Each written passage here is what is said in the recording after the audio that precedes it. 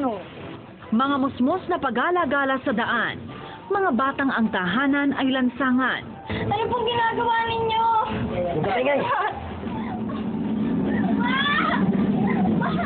May magsisilbi pa kaya silang kanlungan upang maituwid ang kanilang landas. Ano tutunan ko po doon? Kahit pala bata, dapat pala po natin na ipaglaban yung karapatan bilang bata.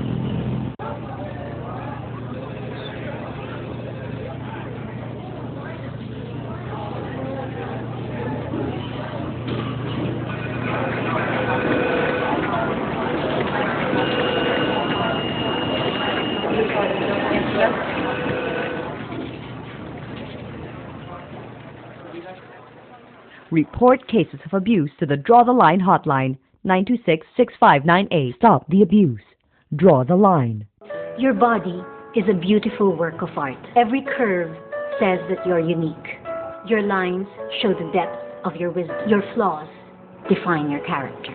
That is why every inch of your precious body deserves to be protected from violence and abuse. Do not let anyone destroy this work of art. Report cases of violence and abuse to the Draw the Line hotline. Stop the abuse. Draw the line.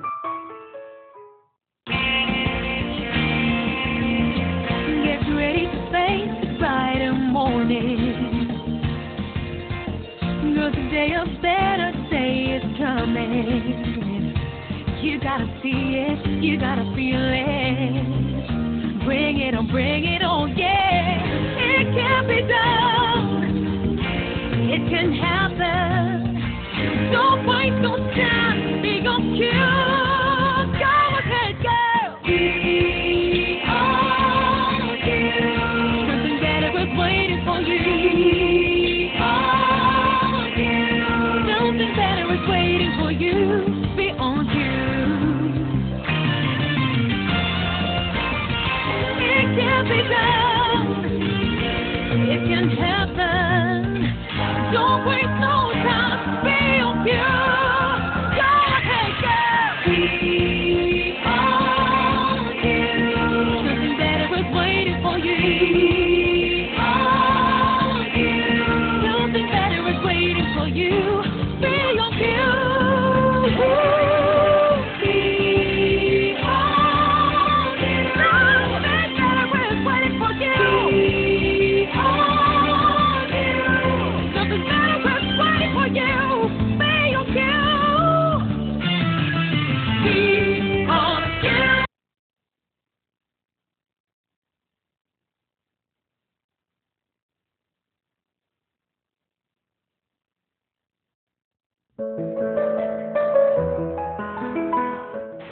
Lubhang mapanganib ang lansangan, lalo na sa mga musmos na walang tahanang masisilungan. Kaya naman isang organisasyon ang patuloy na kumikilos upang mabigyan sila ng proteksyon at mabuhay muli ang pag-asa sa kanilang mga buhay.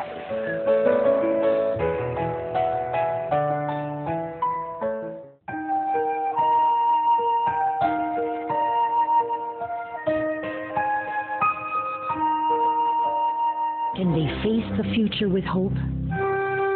Call Child Hope Asia Philippines and help the street children get a chance for a better life. Well, Child Hope Asia, isang NGO, non-government organization na tinatag namin noong 1989.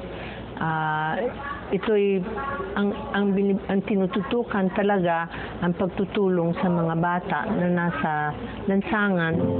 Kahirapan daw ang pangunahing dahilan kung bakit napipilitang mamuhay sa lansangan ang maraming bata. Kung hindi natin sila matulungan, no? Magiging talagang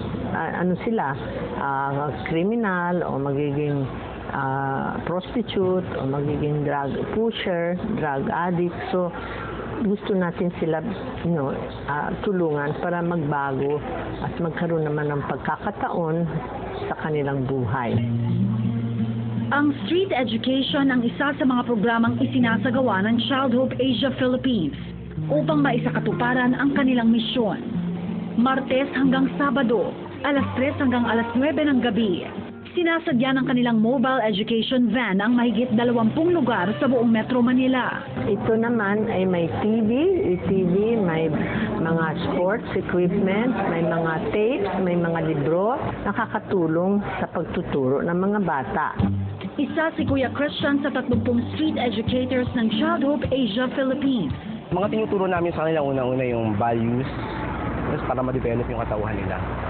Personal healthcare, yung para tamang kalinisan sa katawan, sa ganun, kahit nasa lansangan sila, malaman nila yung kalinisan, paano nila papangalagaan yung kanilang katawan. Tinuturuan din namin sila ng kanilang karapatan. Pero isa sa pinakamahalagang aralin nila, ang personal safety and protective behavior, o mga aralin na naglalayong ituro sa mga bata kung paano maiwasan ang pang-aabuso.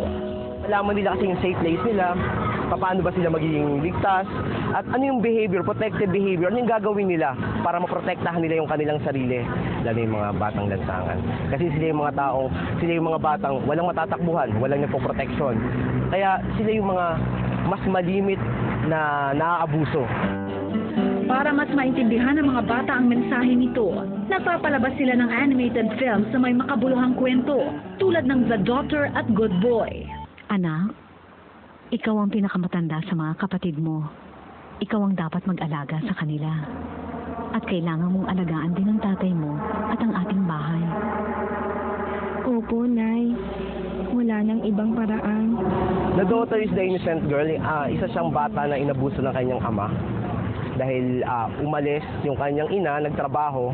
Isang gabi, pagkatapos kong naayos ang lahat, tinawag ako ni tatay sa kwarto niya. Halika, pasok ka. Gusto kita makausap. Ano po yun? Sarada ang pinto. Ang sabi niya, yung ginagawa namin ay talagang ginagawa ng mga anak na babae sa kanilang mga tatay. Hindi ko alam ang gagawin ko. Parang pati yung lahat ng responsibility ng isang nanay ginawa ng The Daughter. Kaya wala siyang malapitan, wala siyang mahingan ng tulong. Pero nandun pa rin yung nung inabuso na yung kanyang kapatid, talagang doon na, nagsumbong na siya. Oy, Joe! Ano ba? Hi! Ako si Bob. Jason! Pero yung The Good Boy, ito naman ang istorya ng pedophilia sa ating bansa. Kung saan, mga batang lansangan din yung naabuso. Bibihisan, papaliguan, tapos yun na, pipitsuran ng masiselang bahagi, hipuan. Sa kalaunan, natuto siyang magsumbong kasi nakita niya na may taong tutulong sa kanya at may batas na nagpoprotekta sa kanya. Naging susi raw ang pagpapalabas nila ng mga palabas na ito upang mabasag ang katahimikan ng ilang batang biktima ng pang-aabuso. Isa na rito ang 14 anyos na si Rachel. Ang natutunan ko po doon, kahit pala bata, dapat pala po natin na ipaglaban yung karapatan bilang bata. Dahil sa tulong ng palabas, mas namomotivate sila na magsalita. Dahil kasi doon ipinapakita na kinakailangan, kahit naabuso ka, kinakailangan ipaalam nang sa ganun matulungan ka at makamtan mo yung hinahanap mong hustisya. Kwento ni Rachel, 2 linggo pa lamang ang nakakalipas nang maganap umano ang pangmamolesta sa kanya ng kapwa niya kakilala sa lansangan, si Alan. Bigla niya po akong niyakap, tapos nung pagyakap niya, nung naalimpungatan po ako, nung akma po akong babangon, dinaganan niya yung pako na isang pa niya. Ano pong ginagawa ninyo?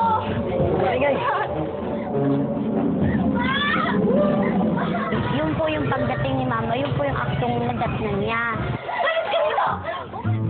Pagkapanood umano ng The Daughter at Good Boy, hindi na nagdalawang isip si Rachel at ang kanyang ina na manindigan para sa katarungan.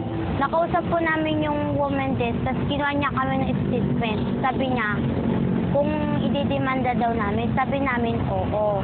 Yung parang naipakita ko po sa mga tao na kahit ganito po ako, kahit nahirap po kami, naipakita ko sa kanila ko nung karapatan po bilang bata.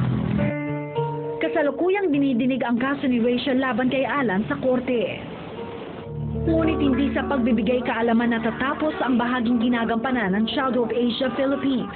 Ang kanilang mga street educator ang nagsisilbing gabay ng mga biktima ng pang-aabuso hanggang sa matapos ang kanilang laban. Ang natulong na po nila sa akin, yung palakasin po yung loob ko. Yun po yun, na huwag po akong mangamba, Huwag po akong matakot. Isa man sa 5 bata na tinuturuan ko ang nagbago, napakalaki na yon.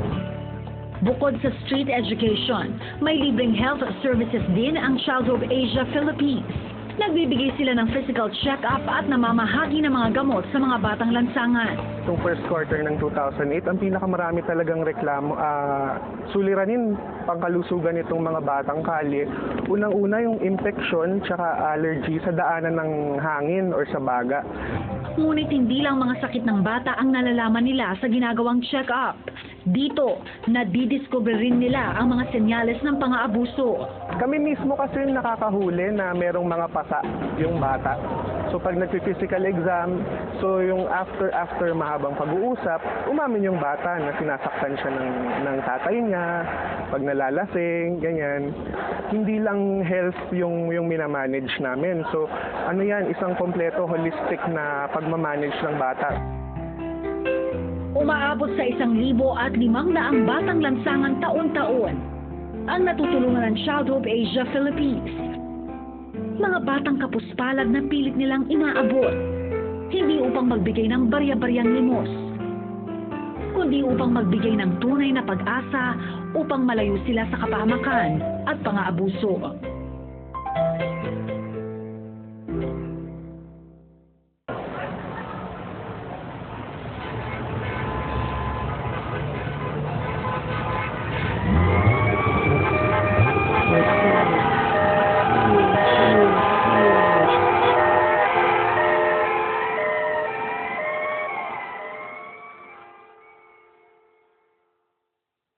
Speak up against violence and abuse.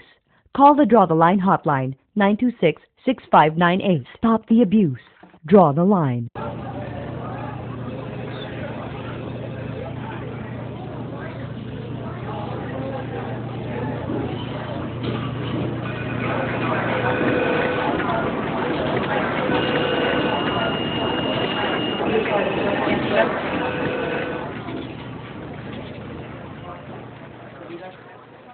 Report cases of abuse to the Draw the Line hotline, 926-6598. Stop the abuse.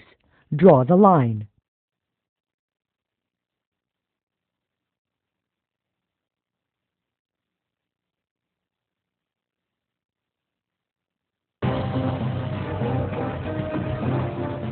Itinatakda ng batas ang mga hangganan upang matuto tayong irespeto ang karapatan ng ating mga kapwa, anuman ang kanilang kasarian o estado sa buhay. Ngunit hindi tayo maipagtatanggol ng batas kung tayo mismo hindi natin itatakda ang sariling hangganan kahit naaabuso na ang ating pagkatao. Sa ngalan ng lahat ng mga taong bumubuo ng programang ito, ako po si Rhea Santos. Itakda na natin ang hangganan ng karahasan sa kababaihan at kabataan.